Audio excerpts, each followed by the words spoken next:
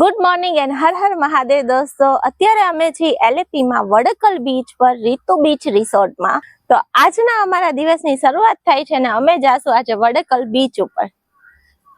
તો અત્યારે LAP માં વડકલ બીચ ઉપર જવાનો રસ્તો જોઈ લ્યો. નાની નાની ગલીઓમાં થઈને જવું પડે છે. Let's go and beach Varkala beach waiting for we. तो मेरी बकवास इंग्लिश सुनते सुनते आप खुश होते रहो और हम जा रहे हैं वड़कल बीच. જો આટલી નાની નાની ગલીઓ છે પણ તમારે ડરવાનું નથી. અને આપણે સવારમાં અર્લી મોર્નિંગ વેલા આવ્યા છીએ એટલે બીચ પર કોઈ આ સિવાય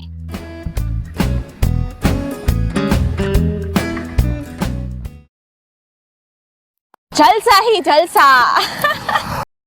આ બીચ તો જોતા જ ખતરનાક લાગે છે.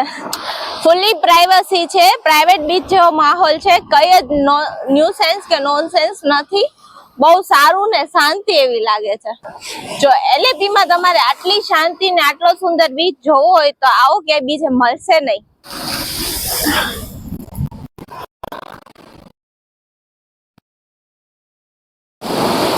અરે બાપરે.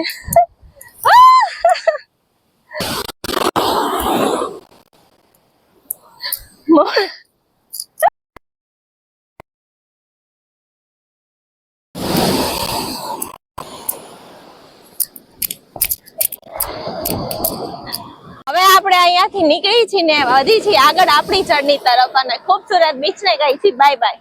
તો મિત્રો આપણે હવે અત્યારે CNG પંપ આપણને અહીંયા મળી ગયો છે. 2 જ કિલોમીટર દૂર છે આપણા લોકેશનથી. તો આપણે જઈએ છીએ CNG પુરાવા અને એના રોડ રસ્તા જોઈ લો. એવો જ લાગે કે નાની નાની ગલીઓમાંથી જ આપણે જઈએ છીએ. LAP માં કોઈમ્બતુર પછી તમને LAP માટે CNG મળશે. અહીં CNG ના ભાવ છે 88 રૂપિયા. મિત્રો આપણે CNG ભરાઈ લીધો છે ને અત્યારે આપણે આ LAP ની ગલીઓમાં રખડી છીએ અને તલા સરસ સરસ બંગલોસ છે અને ચર્ચ છે. મને તો એમ જ થાય છે કે હું અહીંયા જ રહી જાઉં.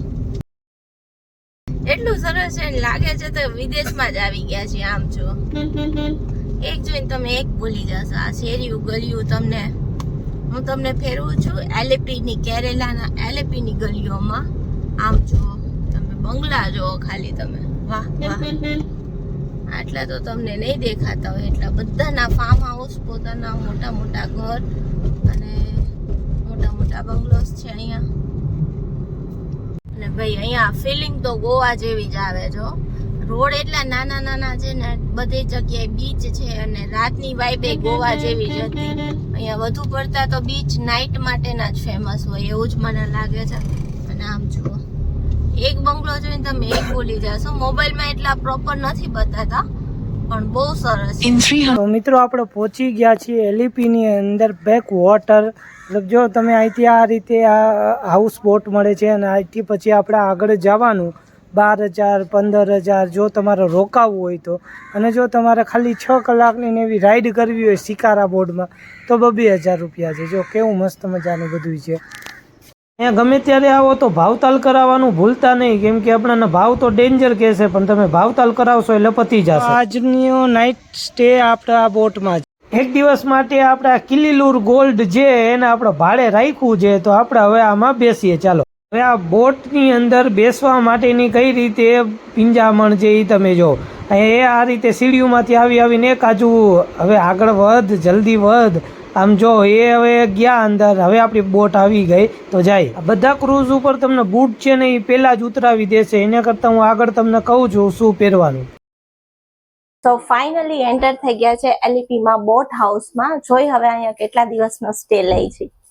છોકરીઓએ હરીસો ભાઈડો નથી, નખરા ચાલુ થઈ જાય. આ જોઈ હવે એ 2 કલાક કરશે.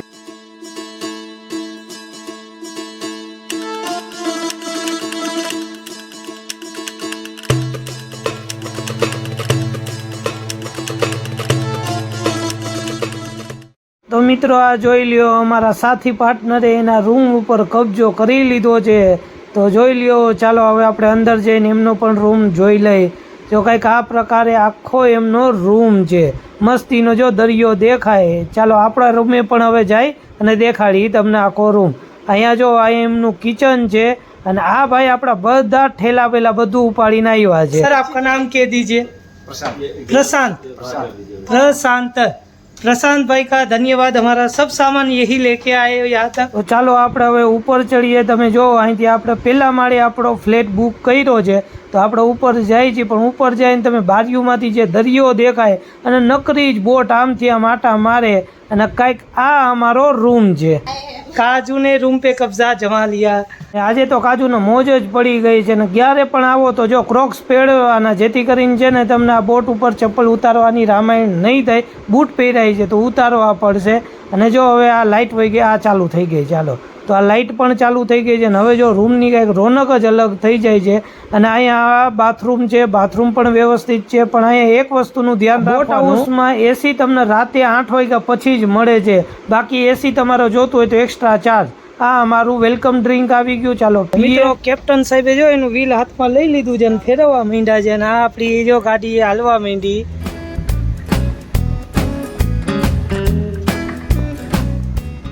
અને જો આ ટર્ન મારે, હમણાં જો આખો टर्न मारे। ये सब हमारी मंडली बैठ गई, ये काजू, सुनीता जी और ये अभी हमारी गाड़ी को टर्न।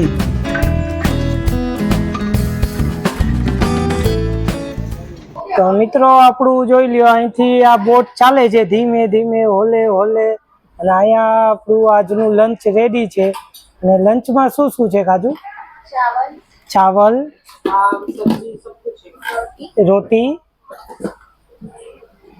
दाल, सब्जी, पापड़, सब कुछ है, पेट भर के खाना। મિત્રો જોઈ લ્યો, આ દરિયા વચ્ચે હો આપણું જો આ રેડી છે, આખું આપણું ભાણું, આ કાજુનું ભાણું, તો ફટાફટ ખાઈ અને પછી આગળ। તો આવી જાઓ 5-5 રૂપિયામાં, 5-5 રૂપિયા।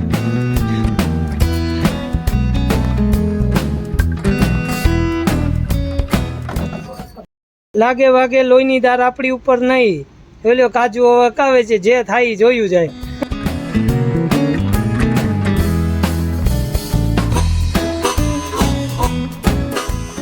તો મિત્રો આપણો પેલો સ્ટોપ આવી ગયો છે ને આપણું જો હરતું ફરતું ઘર અહીંયા પાર્ક થઈ ગયું। તો મિત્રો આપણે જ્યાં અત્યારે બોટમાંથી ઉતર્યા, જે પહેલેમાંથી કિનારેથી લઈ અને અહીંયા સુધી લેવામાં એમ કહો ને 2 થી 3 કલાક જેવું લાગ્યું છે। અને 2-3 કલાકમાં આપણને અહીંયા લઈ આવ્યા। અને જો હવે નાનું એવું જ છે ગામ, અહીંયા માણસો પણ રહી છે। પહેલો સ્ટેપ છે ને અહીંયા ઓપન બોટ, એટલે કે ઓપન બોટ સફારી થાય। તમને દેખાડું જો કઈ ટાઈપની બોટ હોય। આ રીતને નાની એવી આ બોટ, ઓપન બોટ, અને એમાં આ રીતે આખું છે ને ફરવા લઈ જાય અને દૂર દૂર સુધી। તો મિત્રો આપણો આ એક સ્ટોપ છે। સ્ટોપ જો અહીંથી તમારે બધી વસ્તુ લેવી હોય તમે આરામથી લઈ શકો છો। અને હવે સ્પીડ બોટ તરફ આપણે આગળ વધીએ છીએ, પછી નાઇટ સ્ટોપ આવી જશે। આ બોટનું એન્જિન ચાલુ, આ જો પાણી જાય ને નીચે પંખો કંઈક હશે, અને આ જે રહ્યું ને એ બોટનું પ્રેશરથી પંપ કાઢે।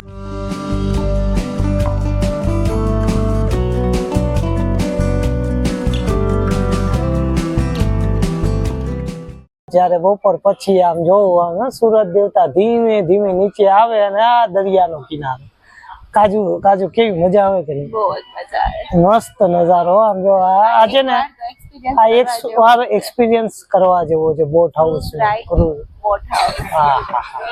હવા આવે ને જે, તમે ખાલી આમ જો પાછળ જો બધા દરિયા કિનારે હવાની મજા જે આવે।